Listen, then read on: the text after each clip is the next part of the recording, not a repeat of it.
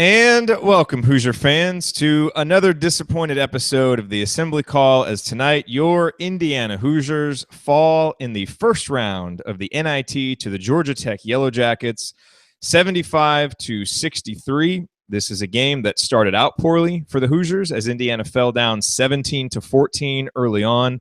And it's a game that ended poorly for the Hoosiers as a 12-4 run to begin the second half was quickly replaced by runs of 9-7, 14-7, 7-3, and 7-5 for Georgia Tech to lead to that final score of 75-63, a perfectly appropriate and ignominious end to the season for Indiana, a season that had such high hopes and actually delivered on some of those high hopes early in the season, but just devolved into a comedy of errors and mistakes and just recurring awfulness that here we sit one game into the NIT out and the season is over. I'm your host, Jared Morris, here with you on this episode of the Assembly Call IU Postgame Show, joined by Andy Bottoms and Ryan Phillips. We will be breaking down this game nominally. I mean, we will touch on it and we'll mention a few things that happened in this game, but you can rest assured that we'll be talking a lot of big picture stuff in this episode because there's certainly a lot to go around. But we will start out tonight's episode, as we always do, with tonight's banner moment, our Hoosier Proud banner moment. And really, we're going to start out this way, in part because we're contractually obligated to do so, but also because it is important to try and find the positives, even when things are at their darkest. And I have to tell you right now, the greatest positive for me is that this season is over. Because I can't imagine something that makes me feel like we're getting closer to the sixth banner than closing the book on this season, because this has felt about as far away from hanging another banner as you could possibly imagine. I will actually pick out one moment from the game that I thought was encouraging for the future as you look forward, and that was what happened in the first half. You know, Indiana weathered that early storm. It was 17-4, and I thought what really brought Indiana back was when Tom Crean went to the bench and Devontae Green and Curtis Jones and Deron Davis and Freddie McSwin and even Juwan Morgan, those guys, and Juwan Morgan started, but those guys all brought a spark, and those are all guys that are, expected to be back next year, and that, at the very least, was something positive as we look forward here to Indiana basketball, is those guys making some plays. They brought Indiana back, and that settled the game down and prevented Indiana from just getting their doors blown off early. But obviously, all of that was erased by the really poor final 16 minutes for Indiana. So it is no real consolation. But if you're looking for a positive from this actual game, that is one place, if you're really stretching, that you could find one. All right, our banner moment, as always, brought to us by Hoosier Proud, an Indiana-based brand by Hoosiers for Hoosiers. Connor and the team at Hoosier Proud offer a line of T-shirts and accessories that are unmatched for anyone who wants a unique, stylish way to display their own pride in being a Hoosier. And by the way, I just want to say thank you to Connor for trusting us at the Assembly Call, for believing in us and doing this sponsorship all year. It was, stepping out a little bit on a limb because we'd never sponsored the banner moment before, but I think it worked out really well. We're really happy to have them as partners. I know they've gotten a lot of business from what we've said about them, and so we appreciate you supporting them as well. I think it worked out really well, and we look forward to continuing the relationship with them. And the promo code is Assembly, ASSEMBLY. You can check them out at HoosierProud.com. That promo code works on anything that you order. So our Assembly Call t-shirts, our zip hoodie, any of their really cool, unique Indiana designs, everything, you get 15% off at HoosierProud.com. Promo code Assembly. All righty, let's make the extra pass, find the open man, and get some opening thoughts from the rest of our team. We will start with Andy Bottoms. Your bottoms line on this season-ending loss for the Hoosiers, brought to us by Bracketology.fm. Well, like you, I'm honestly just glad it's over. I don't know that I can ever remember a season that I've been more glad to see just end. And I thank you for doing the Lord's work and trying to find a banner moment out of any and all of these games. By the way, I forgot about the shoot-around. That was the damn banner moment, and I forgot about it. Yeah, I totally missed. So I guess for me, a couple of things just to kind of, share some thoughts over the course of everything that's gone on over the course of the week. I mean, clearly the decision to not play the game at home, where even if 15 people show up, you still have a competitive advantage to what you would have in going on the road. So you pass that up no matter what. So to me, that shows that winning the game was not really the objective. at this point. And so you got what you asked for, and you didn't win the game. The season is over. We got another game to hear about how these issues can be fixed in the offseason. Wasn't enough leadership. Not Tom Crean's fault. Shoot around was good. I forget what else you can fill the bingo card with media narratives, but so here we are. He got what you asked for, and if you think that having this game devalues Assembly Hall, then take a look in the mirror right now, because that's what you are doing with the way that the program is. This game tonight devalues Assembly Hall. The way that this team played down the stretch devalues that. So to me, if you can't look at that and say, we have issues and I'm just embarrassed to play this game, then you probably shouldn't have accepted the bid in the first place and just moved on with the season and moved on with everything else, because everything that's happened since then has basically been an admission of things aren't going in the right direction. I don't want to show it to everybody, but everybody knows anyway, so why even bother? It has been just a ridiculous series of events, decisions, whatever you want to say. And tonight, the culmination of that, the culmination of the same mistakes that we've seen all season that haven't gotten fixed, that apparently in game 34 on the year, it's too much to ask that you not have stupid turnovers time after time that lead to a huge amount of points off turnovers for the opponent, and ultimately you losing a game against a team that is far less talented. But the good news is, according to Paul Biancardi, that if everybody comes back, IU, a team that finished 10th with the same personnel he's excited to come back, is going to be a top 2 team in the Big Ten. So take solace in that, everyone. The shoot-arounds are going to be great. Second place in the Big Ten. Everything is fine. Boy, it is truly amazing, some of the narratives that get pushed nationally about this program. All right, let's go over to Ryan for his rant, brought to us by thebiglead.com. I mean, I'm not even going to discuss the game. It was the same thing we've seen for weeks. I'm getting just inundated on Twitter with stuff about who IU's next coach should be. Look, I think we can all agree. I think all three of us are in the camp saying that this should probably lead to a new era of IU basketball, and there should be a parting of the ways. And I can't think of a more telling way to do that than to go on the road in the NIT when you get a home game and put up 63 points when the opponent, who is not an offensive powerhouse, is a relatively terrible team, puts up 75 on you. It was the same thing we've seen all year. So I'm not even gonna delve into that. What I am gonna say is, I think when you get guys coaching at this high level and at this big a program with this many responsibilities, et cetera, most of these guys are wired differently. They're very high strung. They're very, they live on coffee, soda, Red Bull, whatever. They're constantly going. They're recruiting. They're doing all this stuff.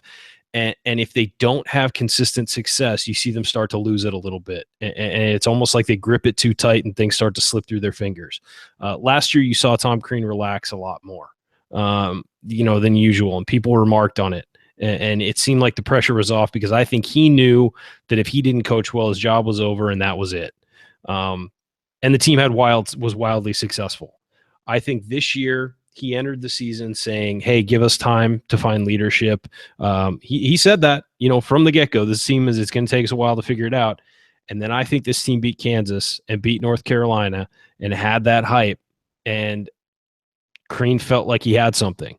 And he pushed really, really hard to try and get something. And by pushing that hard, I think he pushed this team over the edge. And the team willingly went over the edge. It didn't, let's face it, with leadership, you can sort stuff like that out. But it didn't. And things did not work. And there was a disconnect on this team, and the environment around the team and around the program got toxic. And I think it was a case of a guy holding on way too tight and letting everything slip through his fingers as a result, instead of just relaxing. You've seen some of these guys, you've seen this happen with other coaches. Roy Williams at Kansas was holding on way too tight. He had some great teams, and he could not get over the hump and win a national title. He went to North Carolina. He was a really high strung, but he ran into a group that had Rashad McCants and Raymond Felton and Sean May, and they won a national title. And then he was able to relax finally. He had his validation, and now you watch him. He's won another national title. He's not as high strung. He's not as crazy on the sidelines. I mean, look at Tom Izzo. He's got his national championship. He's validated. Every year he gets validated, it seems, in the tournament and things like that. So these guys of these high-level programs, these high-level coaches have a unique personality, and too much of that personality can wear on people and burn people and can ruin what could have been a good season. And I think with Tom Crean, whereas last year should have been validation and should have given him the notice to relax a little more and maybe, not work guys so hard and not, hold on so tight, it did the opposite once this team started to win early in the season. And I think that really wore this team down and wore these players out emotionally and physically. And I think you saw it down the stretch. I mean, these guys just did not look like they liked basketball over the last few months. And that is what happens when somebody with this kind of personality at a high-level program and a guy who has the energy to hold that position goes overboard and pushes it too far. And this is the result. Is these kids fall apart, and we've seen it too much, and I think it's time for something else here at Indiana.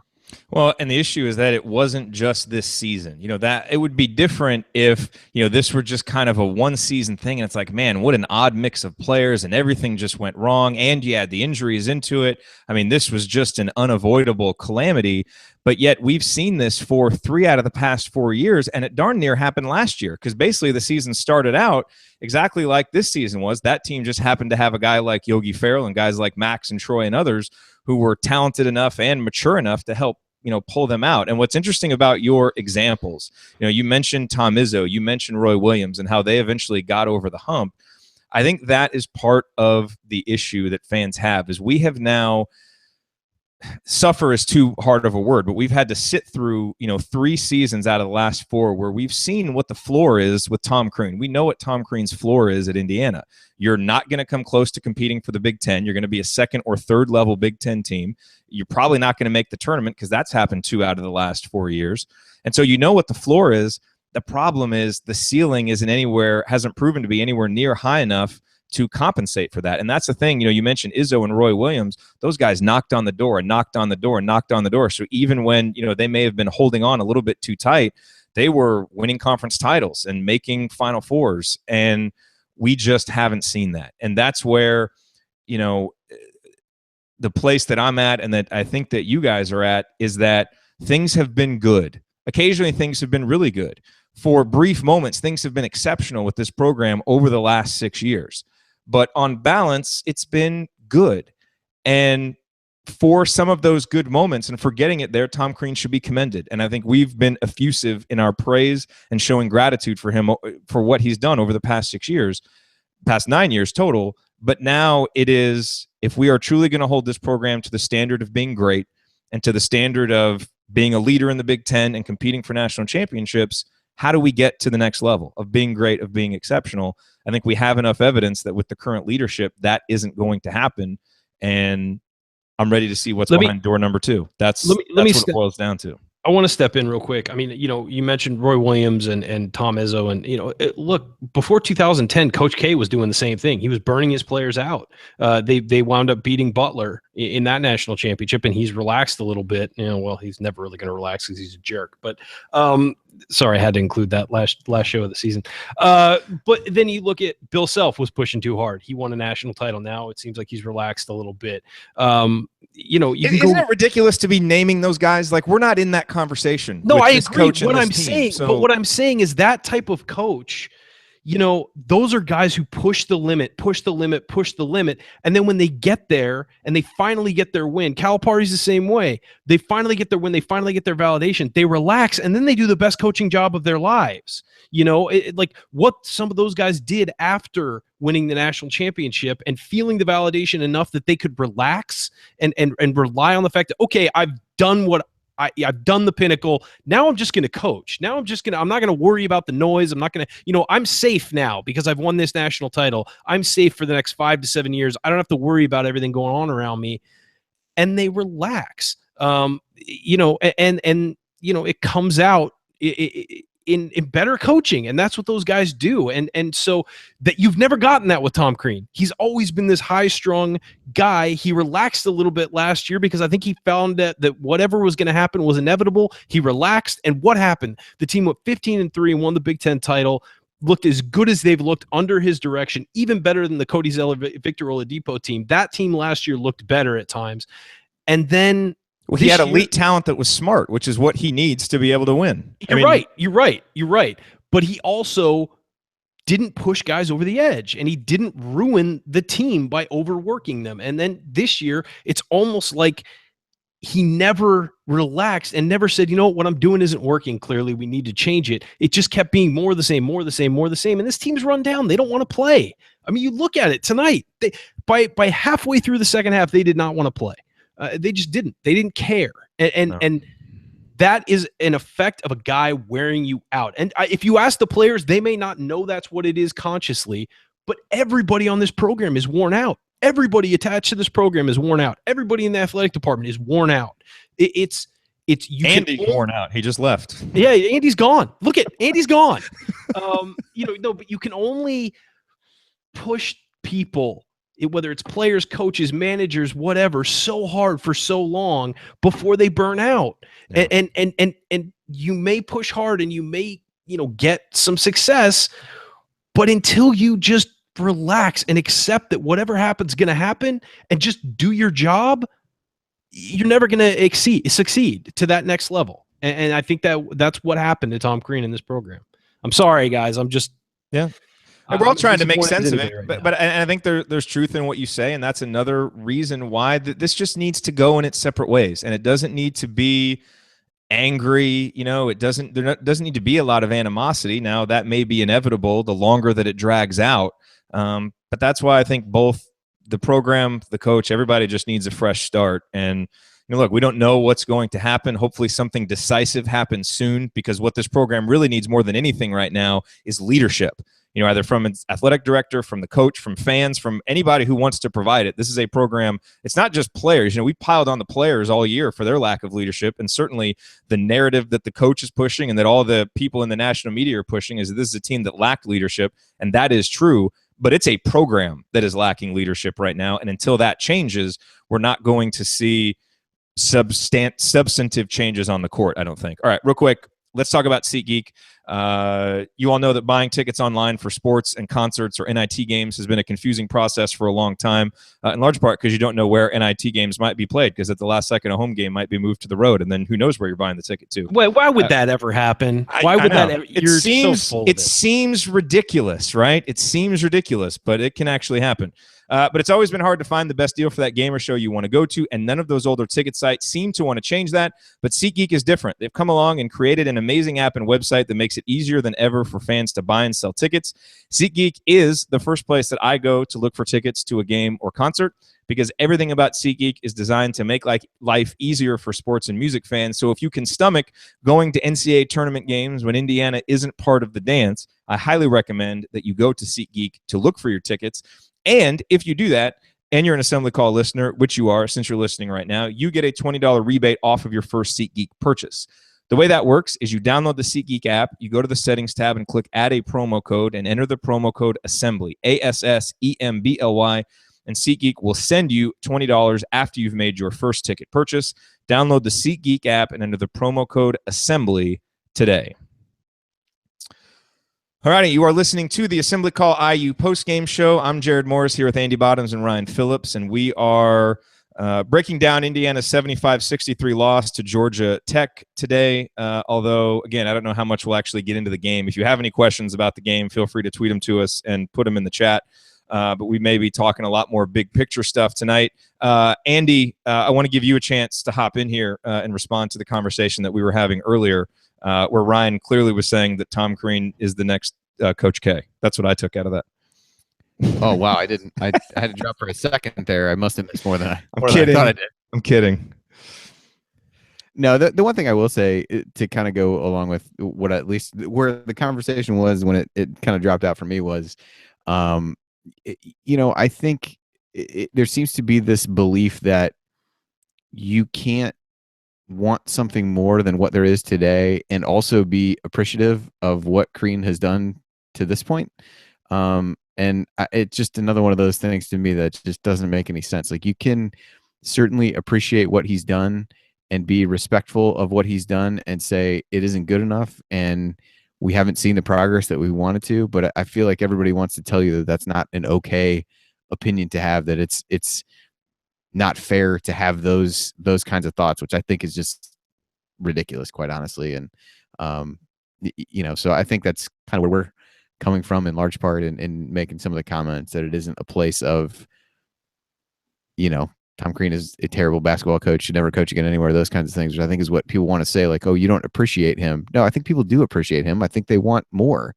I think they also appreciate and understand what his are at this point, and I think we've seen those enough to feel that it's reasonable to expect something else. So I guess that would be the only thing I'd add to what you guys talked about.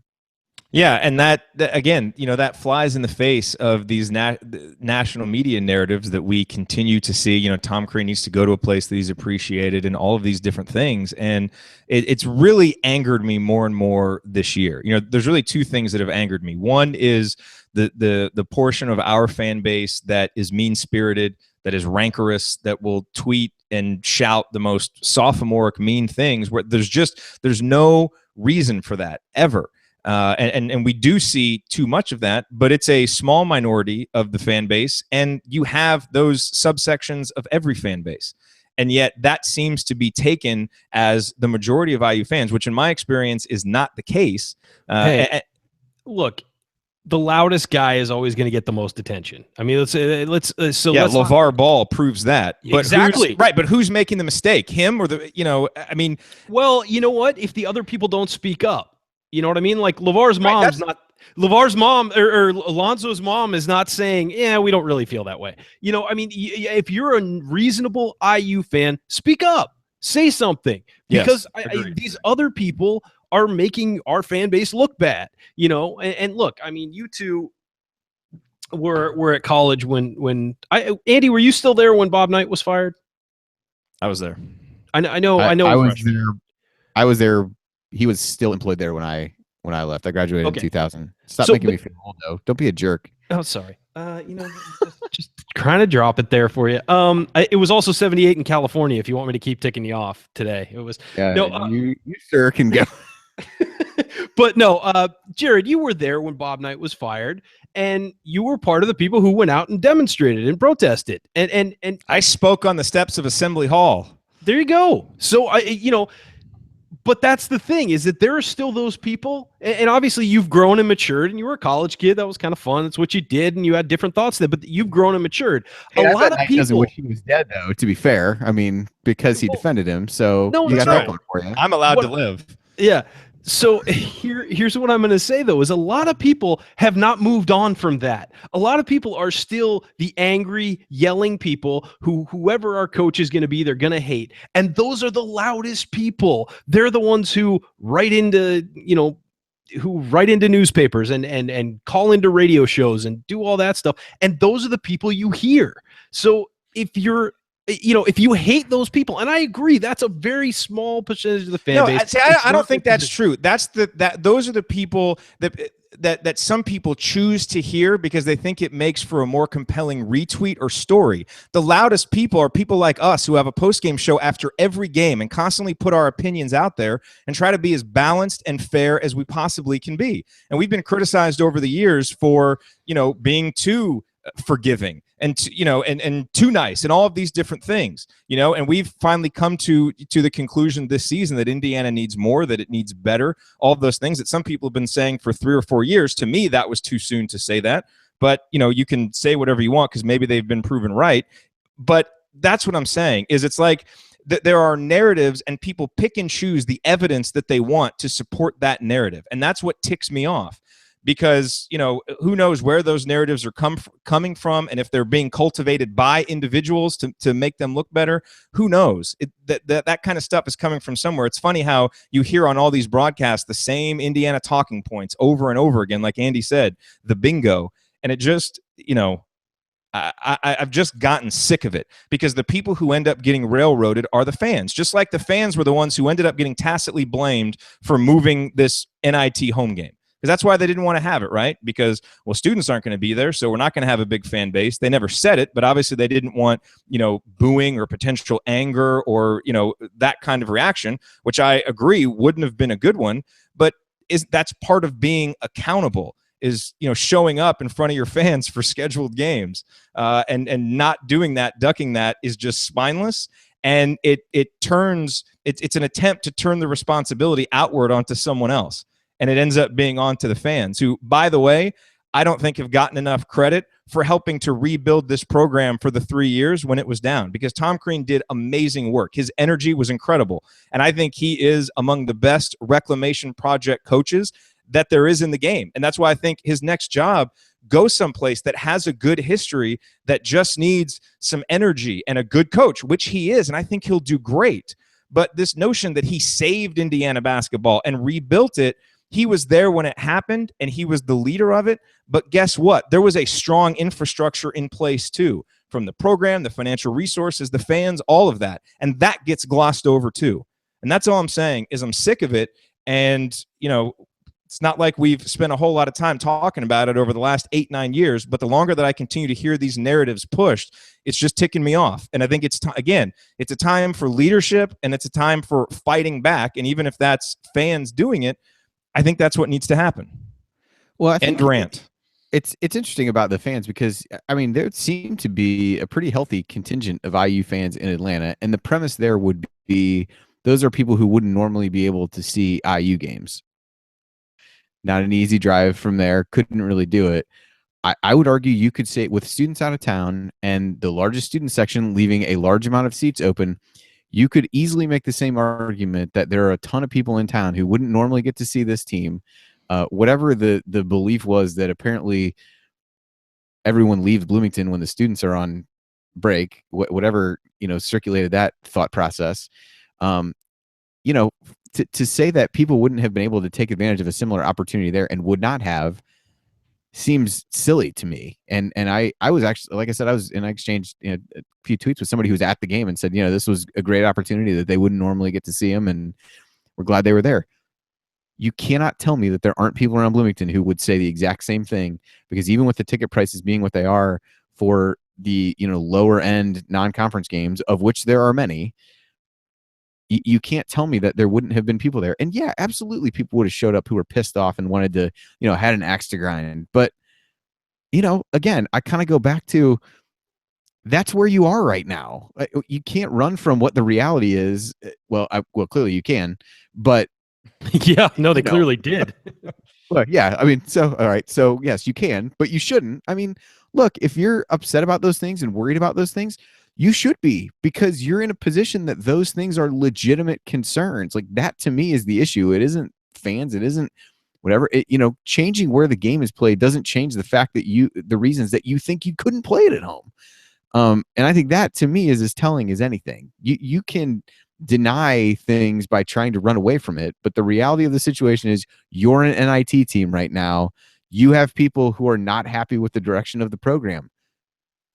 You don't have to embrace it, but you certainly need to recognize it and not run from it, which I guess for me is what was aggravating the most, is that you clearly ran from it. You sent a message to the team that winning was not the top priority, because if winning was the top priority, then you would have had the game at Assembly Hall.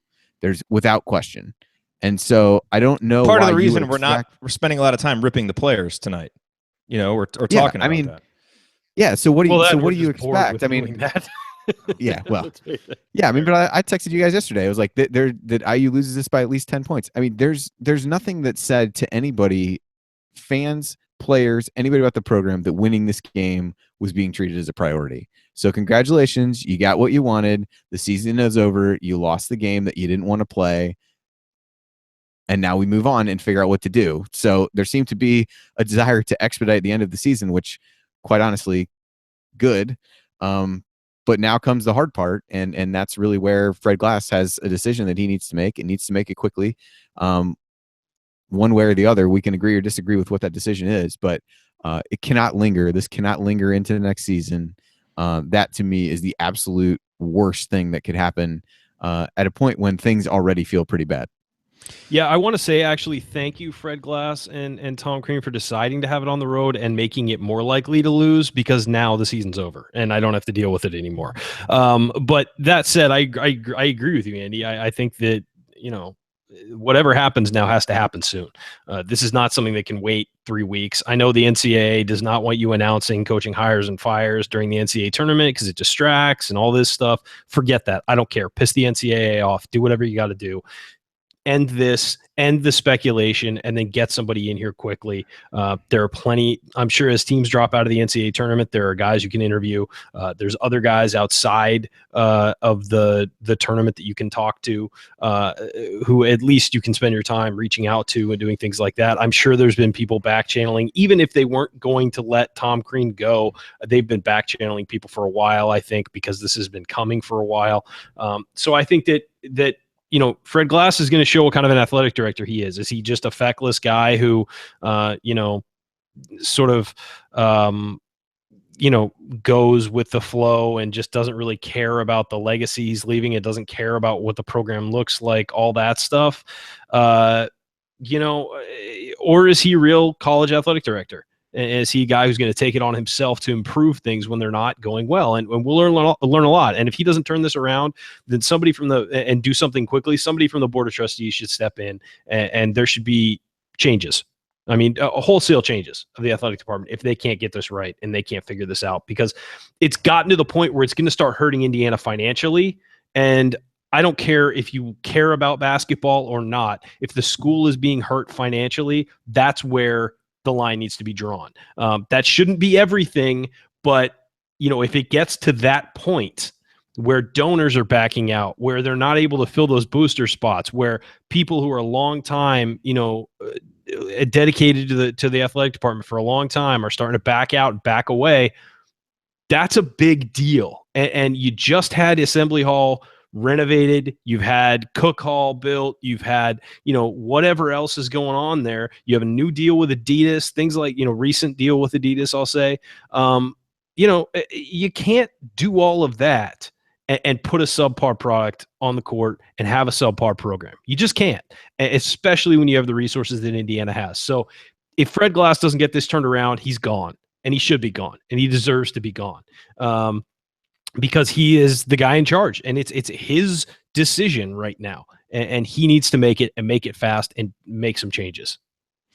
Yeah, and I guess the question here that I think Fred Glass needs to answer, and that even Indiana fans need to answer, that all of us need to answer, is: do we aspire to be a program like Kansas or North Carolina or Duke or any of the other blue blood programs that we often describe ourselves as being, right? Blue blood Indiana. Do we really aspire to be that? Is it all talk?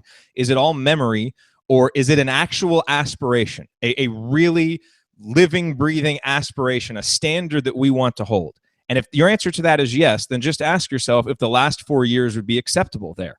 Because, yes, you have the outright Big Ten title. You made a Sweet 16, and that was really nice. That was a really fun 2 months. There is no question about it. But would the totality of the last 4 years, and you can even add that 6 years, would the totality of that be good enough at those programs? And I think it's quite clear that the answer is no. And so if that's the case, then if you're not willing to make the uncomfortable decision that a program like that most likely would make, then you're not really serious about being that. And if the majority of people, and if the administration, if everybody wants that to be the future of IU basketball, fine. But let's state it and move that way, and at least let everybody know what the expectation is. Because the big problem has been this mismatch of expectations. And that's what leads to the letdowns, and that's what leads to the frustrations. Because the big problem is we all know the program is capable of more. So we need to start acting like it. So I agree with you, Ryan, and a decision needs to be made. And it needs to be made soon so that we can actually start moving forward. Now, I'm seeing some stuff. Andy, you mentioned this in our chat. Seeing some comments that are kind of indicative of, I think, why we're in the situation that we're in this season. We're going to get to those next as we move forward here on the Assembly Call. I do want to take a quick minute and tell you why you should activate your free Assembly Call membership now as we enter the offseason. It's quick and easy. As you know, go to assemblycall.com/join. It'll take you about 15 seconds. And it's how you get our best content. So by joining, you'll get our 6-banner Saturday IU Hoops News Roundup. And that's a great way to stay in touch with what's going on with IU during the offseason. We round up the most important stories of the week, send them to you via email. It's shaping up to be a busy offseason, so you're certainly going to want to get that. And then it's also how you connect with us in the Assembly Call community. The live chat is going crazy right now at assemblycall.com/live, which is awesome to see. And only members can access that. It's moderated along with our discussion forum as well. So if you like what you hear on the Assembly Call, well. Becoming a member is the next logical step. So join us for free at assemblycall.com/join.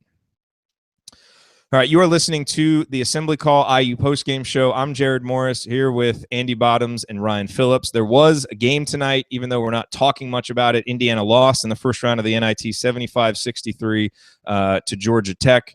But we're talking big picture stuff here right now. And Andy, do you want to get into some of these comments? Because again, I don't like focusing too much on post-game comments, but some of these are so indicative of the stuff that we heard all year that really tick people off that I think it's worth at least mentioning. I think we should go over them, and then I think we should forget they ever happened, because I'm looking at some of them and it'll just drive us insane.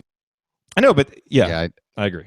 Yeah. So here they are. They're not really in any order. They're more in the order in which I, kind of found them on Twitter. So, Crean mentioned the 2 Big Ten titles in 4 years in his post-game interview. Great. When we were healthy, there were so many good things this team did. I can think of 2. Tonight was kind of a tale of the season. Absolutely, wholeheartedly would agree with that, as would anybody. Crean asked by Don Fisher how to get a player to step into the oft-discussed leadership role. Crean, recruit. Interesting, given the fact that you recruited the people who are on the team.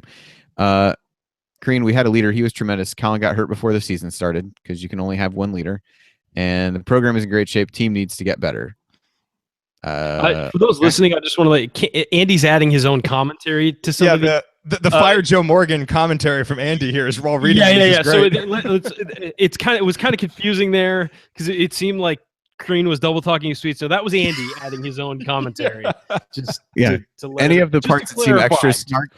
So anything that doesn't seem like a blatant excuse or attempt to cover up the disappointment of the season was something that I said. How about that? Maybe we just, we go that way to figure things out. And apparently Josh Pastner, Coach Crean is an offensive genius. They're exceptional in offense, to which Crimson Cast said we scored 0.89 points per possession tonight. So, those are the ones I saw. There may have been Pastner's going to talk him up, because if Crean's an offensive genius, Pastner looks like a defensive guru right now. So yeah, I can see him talking to him.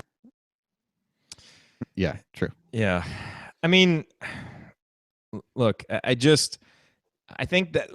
really think one of the big issues that people had with this season was the constant parade. There were 2 things.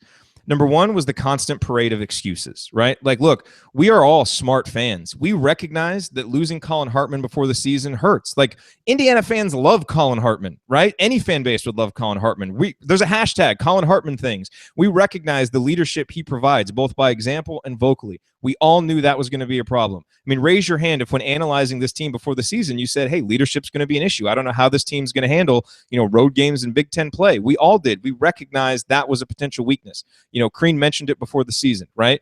Losing OG Anunoby, that really hurt. He's the best 2-way player on the team. There's no question about it. The problem is you never stopped hearing about it. It was constantly the excuse for everything. And it was like it rendered everything after the OG injury meaningless. It's like, well, what can we do? I mean, we have all these injuries. There's nothing we can really do about it. And so to continue to hear that, like, at some point you've got to move forward, because if that's the message being constantly delivered to the media, I mean, number one, players hear that stuff. And number two, do we really think the message being delivered in the locker room is a whole lot different? I can't imagine so, because you heard players even say the same thing. So that was one. And the other thing was the rudderlessness and the inability to fix recurring problems. And that is where, look, again, you always, it feels like you want to mention, look, we get, you won 2 Big Ten titles, you've been to 3 Sweet 16s, and those things were great, but why couldn't we fix the turnover issue? Why has this been an issue every year? Why does it feel like things have to align perfectly in terms of roster and schedule makeup and, the way things go during a season and health and everything for the team to just have a good season, right? It's like the littlest thing goes wrong in 2014, 2015, and this year, and the bottom just falls out. Why isn't there a higher floor?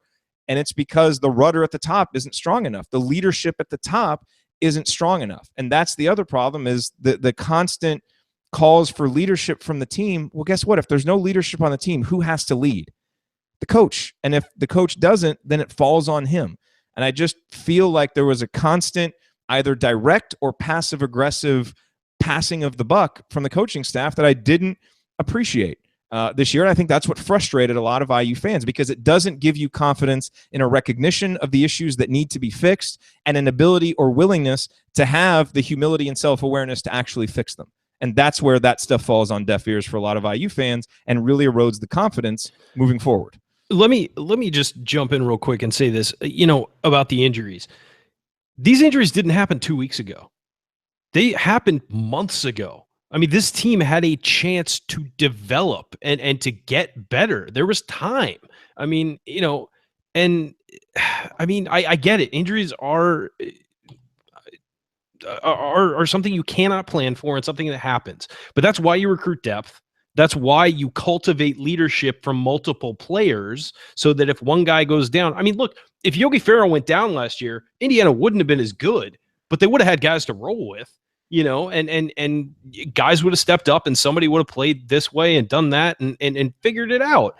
This team didn't do that. And that's on the coaches, and it's on the internal leadership structure of the team.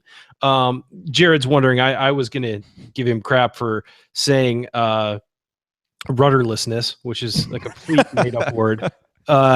Anyway, I couldn't just let that fly, could you? No, could not let that fly. But no, I think this team had time to get the issues fixed. And in the wake of an injury, it's okay. You usually have a bounce up game where guys play well, and then they come back down to earth and they're like, okay, yeah, now we got to actually figure it out without this guy. And that happened with the Michigan State game.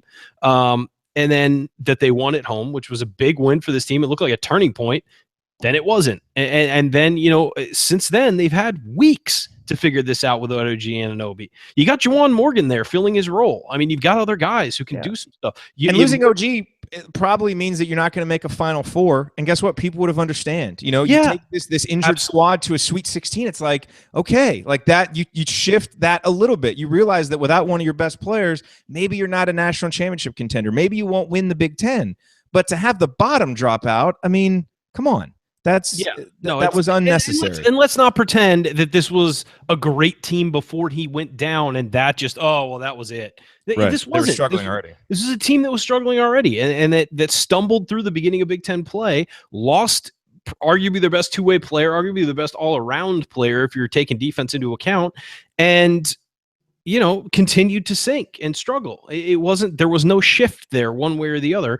And, they started the season off gangbusters without Colin Hartman. Yeah, they missed him. Of course they did. I don't think they lose that Fort Wayne game with Colin Hartman in there to calm things down and get things organized.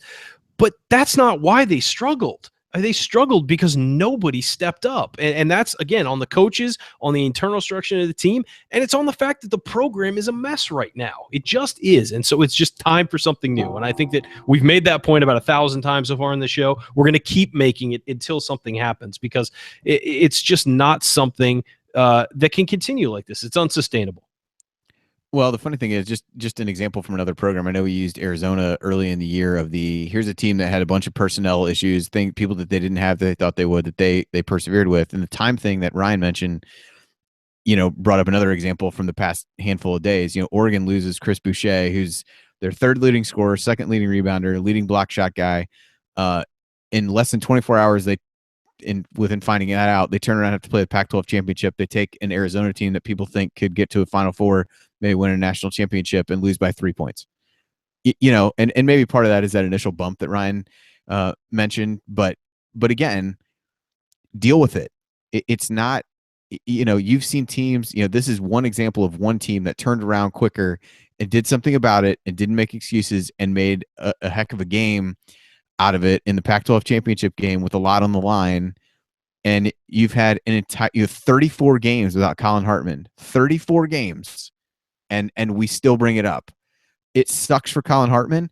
And at a certain point, it sucks for him to have it keep being brought up. Like, it's obviously not his fault, nor do I think that Crean is trying to place blame on it. But like, I'm on some level, like, how does that make him feel? Like, oh, well, this could have been different if you were there. Maybe that's taking it to the extreme, but it's like, everybody knows that it stinks to have lost him. It's 34 games. If you haven't figured out how to play without a guy in 34 games, then I'm not sure that that's a valid excuse anymore about anything other than your ability to make adjustments. By the way, it should be fair to note, given what I said earlier, comment from Crean, we've got to get better. It starts with me, the examination of what has to get better, and let's roll. So, some voicing of taking responsibility. That's also an interesting comment. I mean, he is, you read some of these, talking about next year, no matter what's on the contract, I'm going to coach the same way, whether it's 1 year or 10. It's almost like he's going out of his way to make it clear that he will be the coach at Indiana next year. And whether that is because that has already been agreed upon and he knows it, whether that is passively aggressively making that stand so that the AD really has to, come out and say something, I have no idea. I suppose any scenario under the sun could be possible because we don't know. But it does seem interesting that he's so strongly stating that in the post-game press conference when clearly so much is up in the air and clearly so much stuff is going on behind the scenes. So I just found that to be kind of interesting. Well, I mean, look, I don't think he's ever going to say, well, I don't know if I'm going to be back. I mean, every coach says that. It's hard to analyze these things. He's saying he's already planning. He's got plans for what he's going to do to do with the team in the offseason and all this stuff. I mean, that stuff is worked out months in advance. So, let's not look too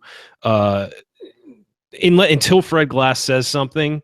A decision hasn't been made. And I think that's fair because I think if Fred Glass had decided to bring Tom Crean back, and we talked about this earlier today in an email chain we had going, if Fred Glass had decided to bring Tom Crean back, he would have come out a week ago, 2 weeks ago and said, oh no, he'll be back because it stabilizes things in the program. It may stabilize them negatively, but having the status up in the air, if you're going to bring him back, there's no point to that. So athletic directors will come out and, say, this is my guy before the season's over, because now you don't get what we're doing right here, which is speculating, and speculation hurts the program. It does. Or maybe it's a message to recruits too, who are thinking. Yeah, about exactly. Who, if they like Crean, they're staying at the player. Some of the players, whatever.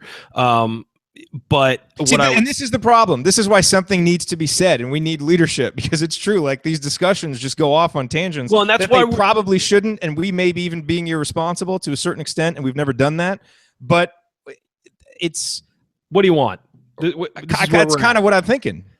I mean, we're just trying to make sense of it. And what I was going to say, program. Yeah, sorry. And what I was going to say is that's why we're saying a decision has to be made quickly, because it's not just that we don't want to do 6 more of these shows where we're just, well, I don't know. I mean, yeah, it's fun for the first time, but after like 3, I mean, just throwing out random names for the new head coach. But no, I think that it's got to be done quickly to stabilize the program, send a message to the players, the recruits, the boosters, everybody involved that, okay, this is what we're doing. There is a plan. And maybe send a message to the people who are thinking about maybe going pro or thinking about coming back or whatever. You've got to stabilize things, and you can't just leave them hanging there. So I know there were some people saying, well, why don't they wait till July 1st and the buyout's only $1 million? That's not even an option. Don't worry about that. This is going to happen, and it's going to happen soon, unless Glass is just completely incompetent, in which case he should be fired too. I think, two quick, maybe 3 quick things. One, Fred Glass was there and saw the shoot around, so that probably is important. Oh, man. 2, never mind, he's coming back. Yeah, I mean, totally. It was apparently a hell of a shoot around, as they all are, because the preparation's been great this year. Like, let's make that clear. Preparation has been great. Absolutely. Second thing I would say in a slightly less snarky way is, I think the way that they have handled the past week is inviting this kind of speculation. Not having the game at Assembly Hall, not really commenting on much of anything, and all the things that go along with it, and the way this week has been handled would suggest, I think, Crimson Cash just tweeted this out, it's going to be kind of a PR nightmare. Like, we're already there because of the way things have been handled. And I know that Glass said on Kent Sterling's show that it was kind of a lose-lose scenario. I to a certain extent, yes, but I don't think it had to be.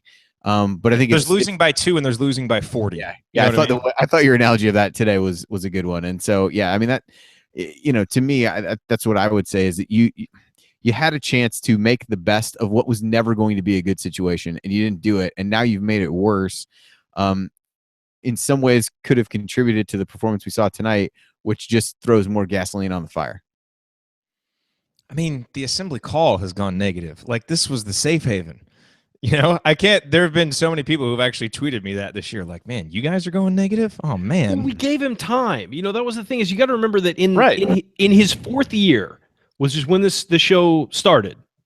Were we fourth year? 2011, 2012. Yeah. Yeah. His You guys fourth left me year. hanging for the IU Kentucky game. Did it all by myself. I know. I was in a hotel in Chicago with a young lady. Can we take a moment Wow. to just remember Wow. that? Okay. Assembly call after I didn't hours. say what we were soon. doing. I didn't say what we were doing. I watched the game. What? Sorta. Can we have a moment of silence for that, for the IU Kentucky game? Just to remember, just to pause and reflect on better times. Yeah, let's stop now. All right, go ahead. So, unless you're watching the replay, it's not worth it. Not worth it. No, I don't know. I think that so we started the show in the fourth season, and in the fourth season was a success, and kind of I wouldn't say out of nowhere success, but people were surprised how well that team played. Fifth season, we had a Big Ten title, and we're number one for most of the year. Lost in a tough matchup with Syracuse. Okay, then so that was 2 years and also before that, those 3 years prior, maybe by the second half of the third year, you can start judging Crean as a coach. But before that, you really can't, because look, that rebuilding effort was ridiculous. How many walk-ons was he playing the first season and second season? You know, I mean, so let's just say it started halfway through the third year. If it starts halfway through the third year, fourth year, fifth year, both good seasons, and then the next two were terrible. So you're 2 for 2. I get 2 and 2 in good seasons. Last year was great. Then you had another bad year this year. The problem isn't that you've had 3 good seasons and 3 bad seasons in those 6. It's that there's no consistency and there's no consistent success. That's the issue. It's not the results one year, not the results a second year. It's the lack of consistency in top end excellence. You can deal with, a messed up year if you're getting that top end excellence. And we've talked about that at length on the radio show, I believe. So I just, it's one of those things where it's for the length of time we've been doing this show, they've had 3 successful years and 3 head scratchingly awful years. So yeah, of course we were going to be, let's give them a chance. Let's give them a chance. Let's give them a chance. And we were kind of on the edge heading into last season. We were all kind of on the edge, and they won a Big Ten title.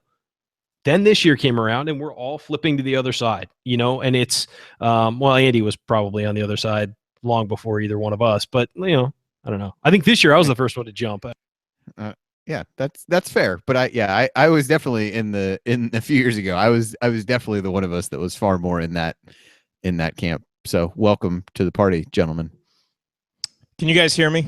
My audio still coming through? Yeah, your video is not working, so those on the feed do not get to see your face. Totally you look fine. super pensive though, the way it froze. So I know. like you really, whatever you're going to say is super thoughtful. So that's a positive. That is true. Okay, so Andy, I actually want to ask you a question, and I want to use an example from tonight's game. This is a post-game show. I figured we should mention the game at least a little bit. Plus, I took the over on the 7 minutes that we would talk about the game.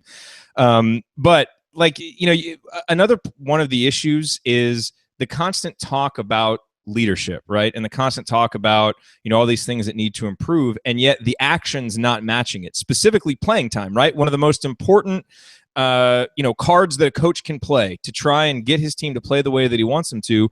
Look at tonight. Do you know who played the most minutes tonight, Andy, out of anybody? Oh, I would guess. Oh no, I would have guessed. I'm looking. So now I would have guessed Blackman, but it was Robert Johnson. It was Robert Johnson, and Robert has had some good games over the past month and some really bad games. And tonight was one of the really bad games. 2 points, 2 assists. He was 1 of 8, 0 for 5 from 3. He's had this weirdly itchy trigger finger where he's taken all these early threes. I'm not quite sure what's going on there, but this is part of the issue. Is he calls out the junior guards for not playing, and yet playing time never really adjusts. And so there's words, but there aren't actual actions to try and carry those words out or lend them any accountability. And I think that's another problem that fans have that we don't want to see anymore, because it just doesn't make sense. And if the message is so mixed between words and actions to us just watching, imagine what the players have to be thinking. Yeah, I mean, I would have. The reason I would have guessed Blackman is that early in the game, I tweeted something. I mean, just let a guy go right by the baseline. It made essentially no effort to cut off the drive whatsoever. And it's like, I guess it's one of those where it's easy for me to sit there and say like, oh, send a message now. And multiple people came back and was like, well, if you haven't done it all year, why are you going to start doing it now? Fair point. Not going to argue. But yeah, I mean, if you're going to sit there and call guys out for not playing well and not reward, guys like, Devontae Green, I thought had played well down the stretch. He played 9 minutes in this game. Now he didn't score. Okay, fine. But I thought he had at least, earned minutes to, again, use this game to like see what you might have going forward. Because again, winning not the priority, that was made clear by other things. So what exactly is going on? And yeah, I mean, I thought the same thing. Blackman played a lot. Had very little effort defensively, which I know some people will say as usual, but just letting guys drive right by him. Like, I'm sorry, but if you allow that to happen and other guys see it, like there's no consequence to whatever other than words, and words without action are as hollow as can be. And I think you saw that over the stretch run of the season where those guys got called out, and most of them started the game after that. I think Johnson was the one who, in the game immediately following that, rant about the junior guards, was the one that didn't start. But it's like, well, don't start any of them, or call out specifically who you're talking about, because certainly everybody left it to believe it was a group thing, and then one of them doesn't start, the other guys just play normal minutes. Yeah, the accountability or lack thereof is another point in the season. But now it's, we need to go recruit more, and this team just didn't have leaders because guys got hurt and things like that. So not anybody's fault for not holding them accountable, all on the players. Guys, can I be honest about something? I'm tired. And I'm not talking physically. I'm not saying I need to go to bed. It's only 9 o'clock there. You quiet down. It's midnight. Yeah, it's it's close. It's close to time for me to go night. But no, I'm worn out by all this. I mean, it's exhausting. And I can't imagine what it's like for the people who are in Bloomington, in the athletic director's office, connected to the basketball team, any of that. So I can't imagine what they're going through. It's exhausting to deal with this team, to deal with this program. I mean, it's taking years off my life. I can feel it. Like they're just leaving my body. Years of life are leaving my body. So I feel for the people who are involved in this closely. This has got to be terrible. I mean, as we've said for most of the year, a lot of these kids are really good kids, the players. They're just, they needed somebody with an alpha dog mentality, and I don't think they had that on the team. They didn't have somebody who could take over and sort of get everybody straight and in line. So, I feel bad for them. I feel bad for the assistants. I feel bad for the team managers. I feel bad for everybody in the athletic director's office who has to deal with this and deal with fans complaining and all of that stuff. Because if it's tiring for us, and we're doing this a couple times a week, I can't imagine what it's like for the people dealing with it every single day and dealing with the emails and dealing with everything. I mean, I honestly was surprised when we were there in January. I know it was early in the season, but there had been some struggles and some signs that there was a problem.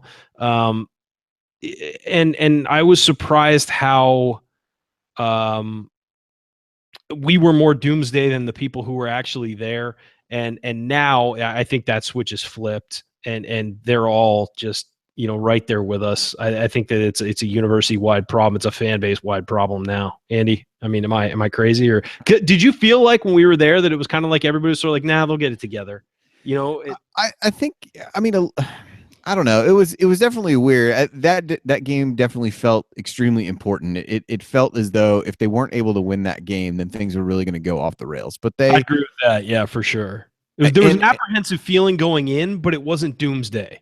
Yeah, but the interesting thing about that game was that they had moments at the beginning where they got up and Illinois didn't even score for a while. But then Illinois scored a bunch of points in the second half, and there was still the turnover issues, the defensive issues.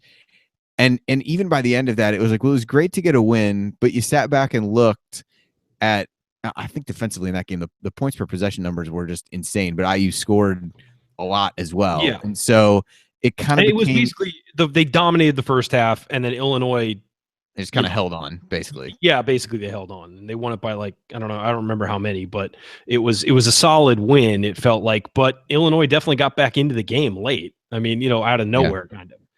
Yeah, and even that, then they go on the road to Maryland, and that was really that stretch overall, where they lost the game at Maryland, where they played pretty well, gave up some open threes down the stretch, and It was a good game. I mean, honestly, it was a good game. Yeah, and they played well, and that was a time when Maryland was really, really hot and doing well, and they lose that game by 3, and then they go on to, again, the Penn State game on the road was a near disaster that was kind of salvaged, but even at that point, it was, they'd won 4 out of 5, and it was, you started to think maybe they had turned things around. They seemed to have rallied in that Michigan State game with with Blackman out, and then was the Michigan game where they just got their doors blown off, and really everything for the next. Really for the remainder of the season, quite honestly, maybe until that Ohio State game was far more, disaster than success. And it was odd, but I guess that in some ways that makes the point that we're all, kind of driving home, probably beating a dead horse at this point, that nothing feels sustainable as you move forward, in the sense that, they were able to, start off the year poorly, gain some momentum, give it all back, and then some. And then even with the Iowa game, it was like, oh, maybe. And then the Wisconsin game, no, not so much. And then the outcome of this game was all too predictable, quite honestly, no matter what any line or Ken Pom projections or anything else suggested. As soon as the game wasn't going to be in Bloomington, quite honestly, maybe even if it was, I mean, couple of the other teams in the NIT, Cal is getting their doors blown off right now, although they're playing without one of their best players. Utah lost a home game in the NIT a little bit ago. Wait, they were the higher seed and they played a home game? Yeah, crazy. Weird. How does that work? So it was just, but I think this season is, this game was a microcosm of the season, and this season was a microcosm of the Tom Crean era, I guess is probably the, maybe the best way to say it, where you had some moments that, as Jared said, were exceptional. There were times that were great. I mean, that North Carolina game was the best this team played on defense probably all year, and showed what they could be. But the injuries are not the only thing that led to this team getting that, and we've kind of driven that point home at this point. But to touch on quickly is kind of the Fred Glass, component of this, because you kind of alluded to this a minute ago, that if he's not going to make this decision, maybe it's him that needs to go. I guess maybe elaborate a little bit more on, I guess, your thoughts on his role in the last week or so, and how things have played out, and kind of his role in this situation going forward, and how he needs to handle it. For me or Jared? Because no, guys, sorry, my computer is injured, and my Google Hangout window is showing a real lack of leadership. Oh, sure, blame the injuries. You can't expect an improvement from me for the rest of the show. It's probably been great all day though before the show actually started. So. No, dude, the preparation was phenomenal. Like the run through that I did earlier, audio was perfect. Excellent. All right, well, I'll let you answer that then. So where do you think I think it seems to be there's at least a handful of people starting to turn, in addition to kind of making comments about Crean, but also kind of turn on Glass in this scenario. Where do you come down on that part of things? I mean, look, I think Fred Glass has done a lot of good things, and I'm actually shocked at my disappointment level and the just visceral lack of confidence that I feel right now, because I think that what happened with this NIT decision was such a massive dropping of the ball. I mean, it's unconscionable to me that a decision like that was made. So whoever actually made the decision, the buck for that decision stops at Fred Glass, and he's been the one, out in front defending it and giving us this reasoning, which did not make sense. And I'm sorry, but the comment about devaluing Simon Scott Assembly Hall by playing an NIT game there on spring break, when we all know what your non-conference schedule was, to me, the decision showed a lack of leadership. The communication was tone deaf. And that's why I think the biggest problem that the program has right now is leadership, and someone has to show it. And so I think that, I'm not saying go fire Fred Glass right now. I mean, I think he's earned the right to make the next decision, but he's got to make the next decision. And if he's not willing to, then you have to start talking about that. And it's a really important decision, and it's going to chart the future of the basketball program for the foreseeable future. And so the leadership has to start with him. And if he, of all the things that he says, and look, the reason why we love Fred Glass is because he grew up an IU fan. Like, you feel like, when he talks and when you talk to him, like you're talking to someone who, has, the intelligence and the experience to make these decisions, but also does it from a perspective of really understanding what makes IU basketball special. Well, we're going to find that out now. Because, over these, we're seeing apathy set in. We're seeing a program that for 4 years now isn't living up to the standard we all think it should, and that the resources suggest that it should. So what are we going to do? Are we going to accept that and be okay being mediocre and go with the status quo, even though it's proven that it can't get to the next level? Or are we going to make maybe an uncomfortable decision, but a necessary one, and take a chance to be great? And that's what I want to see the program do, is take a chance to be great. Because I don't think we've done that up until now. That's what I think needs to happen. That answers the question pretty well, I think. I mean, I'm pretty much right there with you. I think that Fred Glass, if he doesn't make a move because he thinks it's going to be uncomfortable, that's, he needs to go. He needs to go. Yeah, he's nothing more than, at that point, he's nothing more than a fundraiser. You got to make tough decisions when you're athletic director. You've got to do difficult things. It's part of the job, and he signed up for that job. Nobody put a gun to his head and made him become the athletic director at Indiana, and eventually he was going to have to make a decision related to the basketball program. Every athletic director at Indiana is going to have one of those moments, and at other programs, Alabama, it's the football program. At Duke, it's the basketball program. Or wherever, Purdue, it's none of them because they're really not that good. But when you go to shots in on everybody, come on! Hey, it's the last Wisconsin Kohl Center. Let's go. Let's hear it. Hot sport opinion on the Kohl Center. No, one more just for old time's sake. Don't typecast me. Do not typecast me. Ryan was the only person who thought Wisconsin seed was appropriate. I think when the committee came out, completely appropriate. These guys got just what they deserve. Those jerks. Well, they play more than half their games on the campus of Hogwarts, where fouls do not exist. So clearly, they have to be downgraded for that, guys.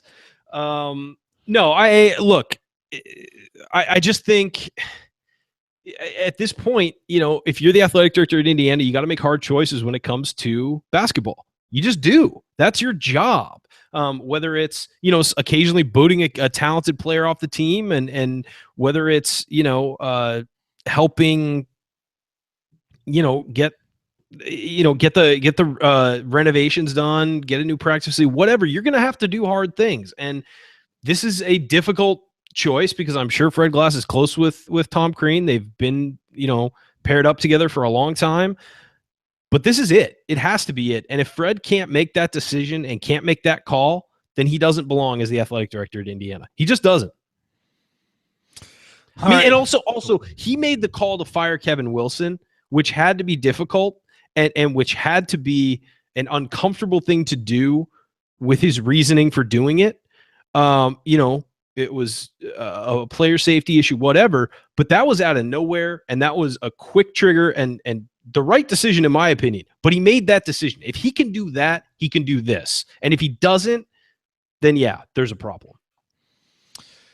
So as we move here toward the final segment of the 2016-17 season, do want to just say thank you to Yogi's, who's been sponsoring our last call, actually, since we were up in Bloomington for the Illinois game, hey, that was a fun experience. That was one of the last real kind of fun, joyful experiences of the season where it still felt like the team kind of had a ceiling they could get to. But we appreciate the support from Yogi's. They've been showing the show live. Hopefully you all have gone there and taken advantage of the 10% discount on food during games. Obviously, there are no more Indiana games, so we can't do that. But we'll certainly be talking with them about doing more work in the future. But hey, like I've told you, Yogi's was my favorite bar when I was a student in Indiana. It's the one I went to the most, so I will always recommend them. And we will be up there next year when we head to Bloomington for our annual meetup. So for one last time this season, coming up next, last call brought to us by Yogi's, and we'll be right back. Stick with us. All right, you are listening to the Assembly Call IU postgame show as we discuss, commiserate, rant, rave, cry, all those things after Indiana's 75-63 loss to Georgia Tech tonight, ending one of the most disappointing seasons in Indiana history. It's not one of the worst seasons in Indiana history, but just given the expectations and what this team was capable of and then what they actually did, I think it's fair to say that this is one of the more disappointing seasons in Indiana history, certainly in my time as an Indiana fan. It ranks up there among the more disappointing seasons. So we will do our best now with some final comments to try and put a bow on it. Or maybe to just say good riddance, because at this point that seems about as appropriate as anything for this season, because we will quickly be thrust into the offseason. There's not going to be a nice long layoff for this one. I think this is going to be a busy, at least I hope it's a busy offseason, but I guess we'll find out as we move forward. So with that said, let me go over to Andy Bottoms and get his final thoughts, last call on this Indiana game and Indiana season. Yeah, I mean, like you, I think good riddance is probably in order. I guess the other things that I would close with is this. And I think I speak for all of us when I say this. I mean, there are a few things, maybe nothing from a sports perspective, that I love more than IU basketball. Otherwise, I wouldn't be up at 12:15 after a freaking NIT game talking about it. And we wouldn't spend the time that we do on the show and on the emails and everything else, of which Jared puts in certainly more time than I do, and much more time than Ryan does. But story checks out. Story checks out. Everything here is accurate. Good. But no, I mean, I guess what I would say is, I think while we may, that passion for us may manifest itself in doing this show, there are plenty of fans who are just as passionate as we are about it. And I think I speak for all of them when I say that we're not wrong to expect more than what we've seen. We're not wrong to appreciate what Crane has done. And at the same time, know and believe that this program is capable of more, because the money put into it and all the things surrounding it suggest that that is the expectation. And so I guess as we move into the offseason and away from what, as Jared said, has been one of the more disappointing seasons that I can recall as an IU fan, I won't lose sight of that, no matter what the decision is, that, this program is capable of so much.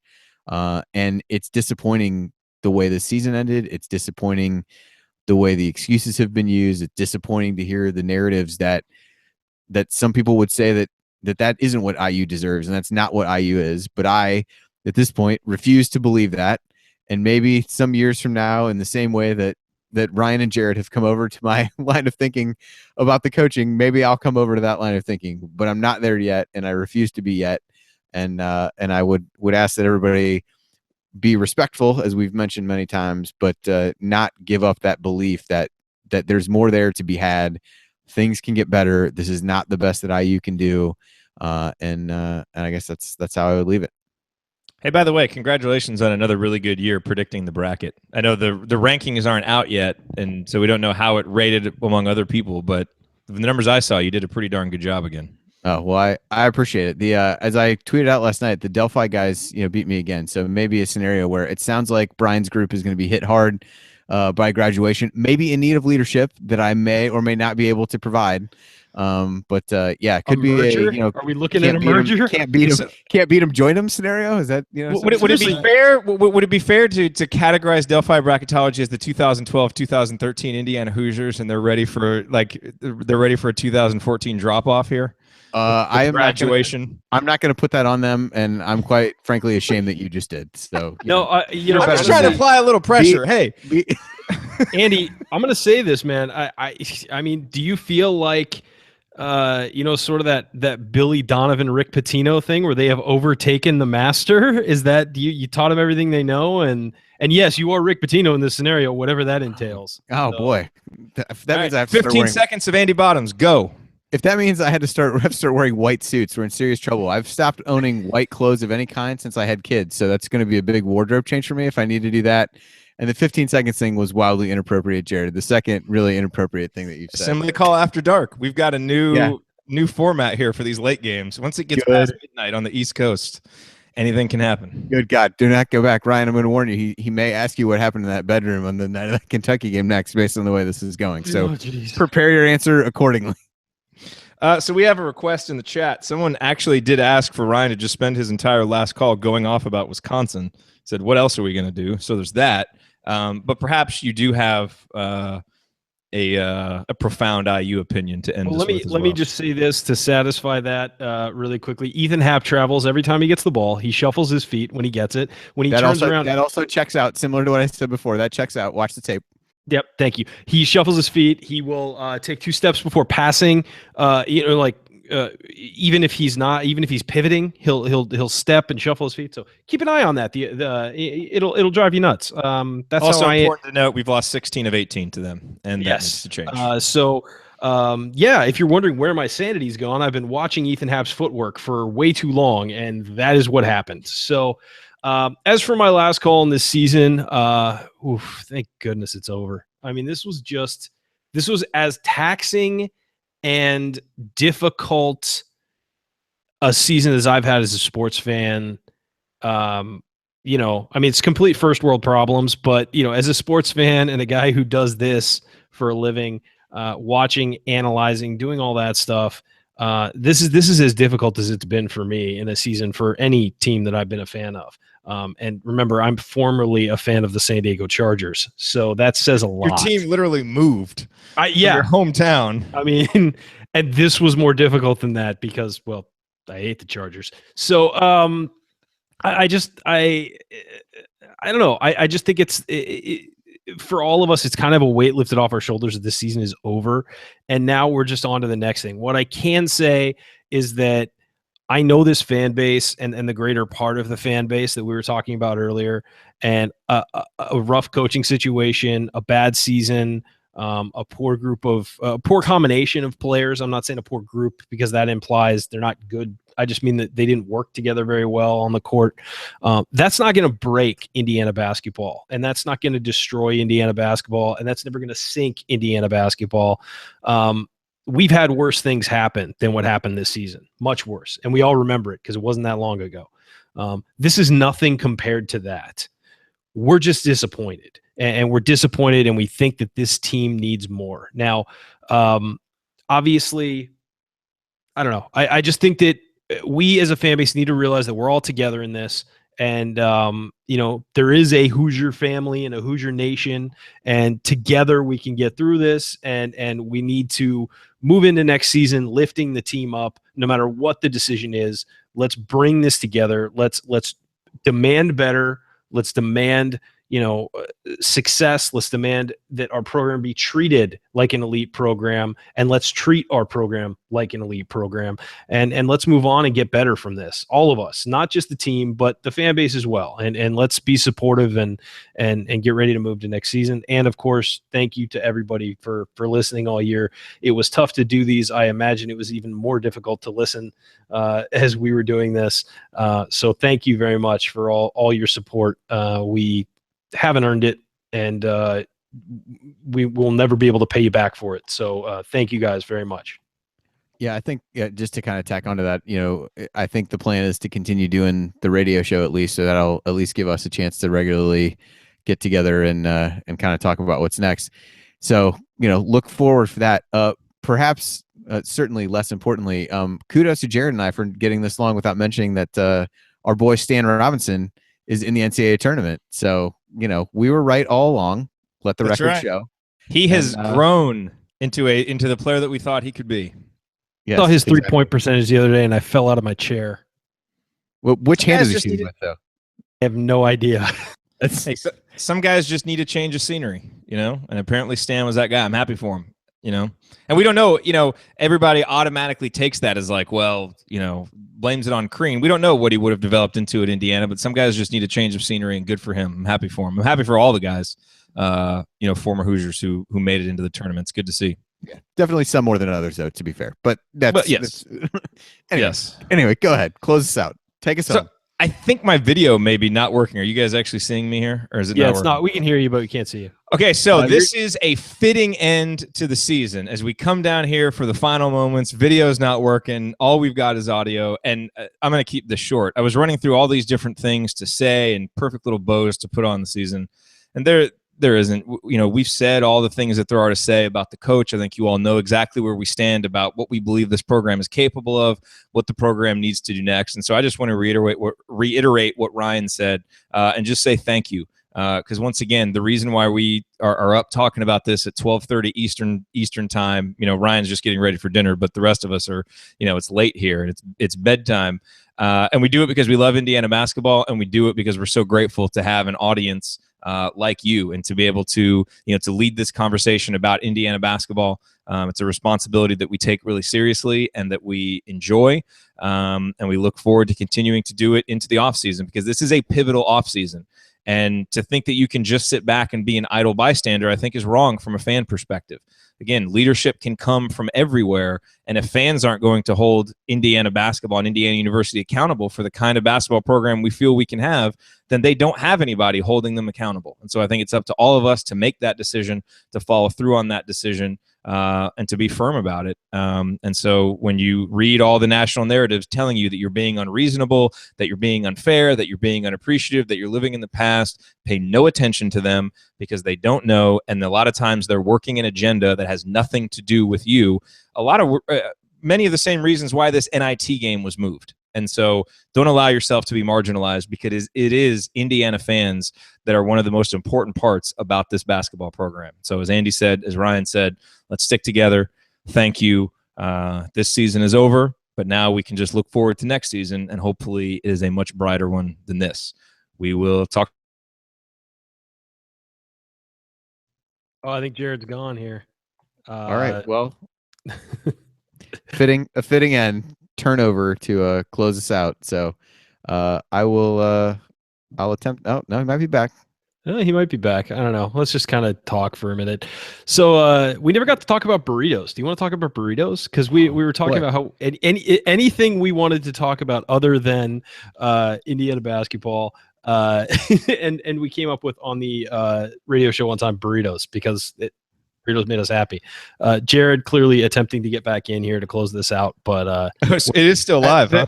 Well, we don't have the ability to shut it down, so we might as well. Ryan was going to go into burrito talk, but I do think you did say Ryan probably wants to go get something to eat. Underrated part, just a little bit of behind the scenes of the show. There literally is not one show where we don't end. We stop recording. We talk for a couple of minutes, and then Ryan's like, "Man, I got to go get something to eat." Not one. These games go right through my dinner hour. They go right through my dinner hour. They all do. Hey, that's the price you pay for telling me it's 78 degrees there today. That's true. You're right. No, that's fair. That's fair. I've earned this. But tonight I got dinner before the game, so I'm good. Okay, off season, number one, I got to recruit a new computer for the off season. That's key. Okay. Hey, right. You better close this down before something else terrible happens. Seriously, I'm stopping right now. Thanks, everybody. Yeah, thanks, guys. Thanks.